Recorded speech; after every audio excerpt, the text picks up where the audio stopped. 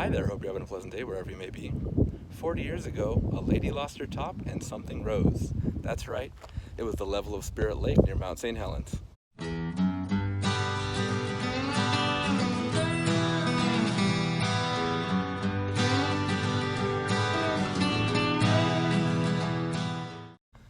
Spirit Lake is located just north of Mt St Helens in southern Washington state.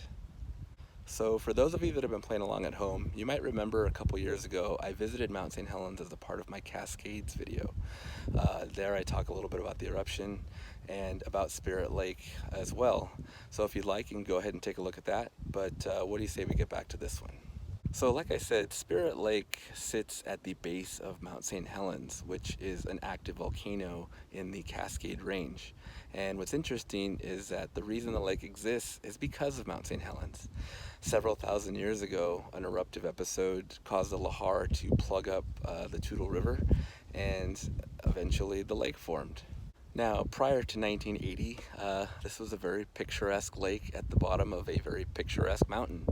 Mt St Helens was beautiful by most accounts, very conical, and the lake kind of matched its beauty. It was surrounded by forests and had several campgrounds and things like that for like the Boy Scouts, Girl Scouts, YMCA.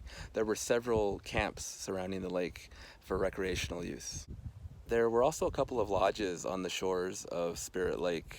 Most notably was the Mt St Helens Lodge, which was run by an elderly couple, Harry and Eddie Truman. No, not that Harry Truman.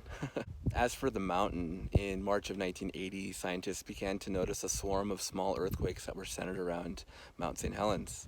That coincided with the development of a large bulge on the northern slope. Now, there were scientists like David L. Johnston of the USGS who were taking measurements and gas samples and things like that.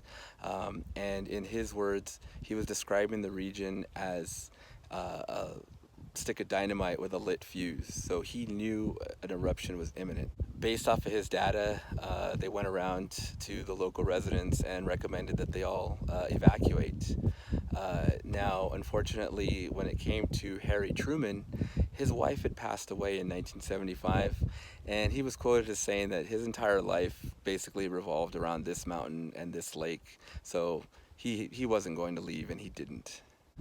On May 18, 1980, a small earthquake jarred the bulge on the side of the mountain loose, creating the largest landslide in recorded history and releasing all of the pressure that had built up inside the mountain that created the bulge outward. Part of the landslide raced here to Spirit Lake, and what it did to the lake is nothing short of amazing. The debris from the landslide flowed into the lake, which displaced the water and raised the level upwards of 200 feet. In addition to that, it forced the water up onto this back ridge, which caused a lot of the trees to be washed away, which fell back into the lake, along with other trees that were just blown into it from the blast. And that accounts for all of this debris that just floats in the lake and has so for the last 40 years. Now, unfortunately, all of this happened very quickly, and David Johnston, who was on watch that morning, after proclaiming on the radio that the eruption was happening, he perished shortly after that. In addition to that, Harry Truman and his lodge were buried under the 200 feet of debris that landed on the lake, so he perished as well. They were two of approximately 57 or so people that died in this eruption. The blast was so intense in this direction that, yes, the trees were blown down and the debris flowed into the lake, but the blast even eroded away the ridge, oftentimes getting it down to bedrock. And because the blast was originating from the bulge that had collapsed, it was directed outward, which made it a lateral blast and caused a lot more destruction than had it just gone straight up. Now, on that day, the mountain erupted for about 9 hours straight, and the landscape was completely altered. All life was pretty much gone, or thought so to be. And scientists, shortly after the dust settled, assumed that it would be a really long time before Spirit Lake returned to anything resembling a normal lake. shortly after the eruption, the water was considered toxic because of volcanic gases that seeped in, and it was pretty much devoid of oxygen, so nothing was going to grow in it, at least so they thought.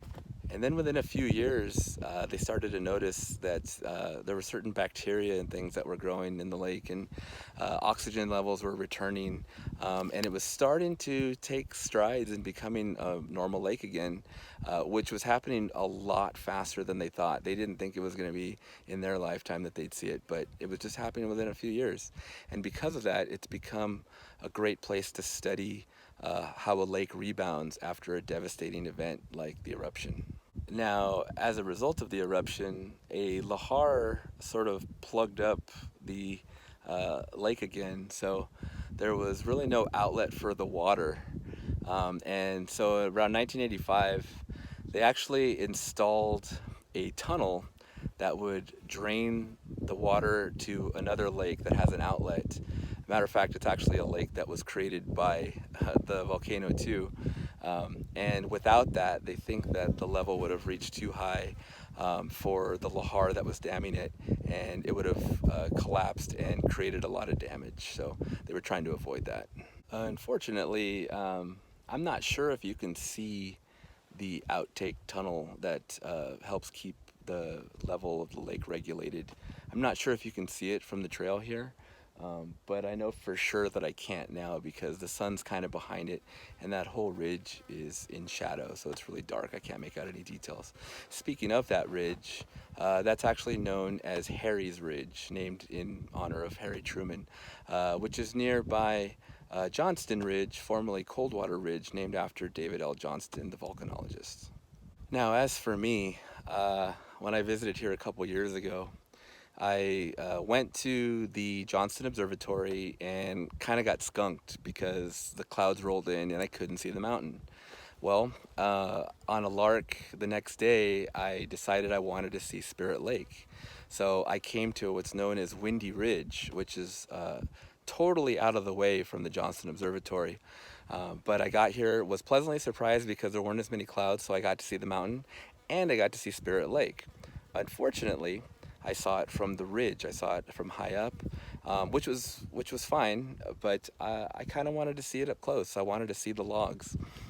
So I found out that there's a trail down to the water, and that's where I'm at. I mean, it's one thing to see the lake and all the little matchsticks from way up above, but it's nice to come down here and get a real sense of how big some of these trees are.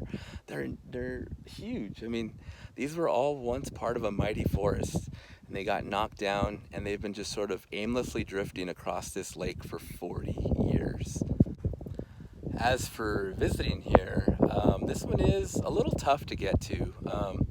The Johnston Observatory is about an hour off of the 5 freeway, and it's well traveled and things like that, whereas Windy Ridge and this region is kind of in the middle of nowhere, Washington. I mean, there's a lot of small towns and things like that, but no real major population centers really close by. So it takes some effort to get here. People do. I mean, I'm far from the only person here. I actually really lucked out because there's not a cloud in the sky, unlike the last time I was here where it was not as clear, to say the least. Even the day that I came that was sort of clear, there were clouds sort of in the middle of the crater. Now I can see into the crater. This is awesome. Now, you can visit Windy Ridge and see the lake from above and be perfectly content. I was the first time I came here. But like I said, I got the itch, wanted to see the lake up close. And as far as I can tell, the only trail down to the lake is the Harmony Falls Trail. And it took me about 25 minutes to walk down. Walking up is TBD. So it wasn't terribly steep, but walking up is going to be kind of a pain in the butt. So. Now, if you decide to do the trail, there's just a couple things that they ask of you. One is stay on the trail. I mean, it's been 40 years and life is returning back to the region, and they'd like to see that continue. They don't want people going off trail, disrupting the habitat. And two, stay off the logs. Don't go climbing on them because you really don't want to fall in. Like I said, the water's returning back to normal. Who knows if it's safe? I don't know if it is. Plus, I'm sure it's probably like falling under ice. It's probably really hard to find a way back up to the surface, so don't climb on the logs. Well, that does it for this one. Thanks for joining me on this trip to Spirit Lake at the base of Mount St. Helens. Hope you found it interesting, hope you found it informative, and hopefully it encourages you to come check out the lake for yourself, or bare minimum, check out Mount St. Helens. Go to the Johnston Observatory, go to the museum, check out the views, listen to the talks.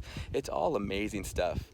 And also come over to Windy Ridge. Like I said, take some effort, but it's awesome. You get great views, and look at this. It's gorgeous in its own rehabilitated way. So with that said, I guess I'll see you on the next one. Behind me is what's left of a car of a family that came up here. They were in a cabin not too far from here. They weren't in the car when it went off, but this is what's left.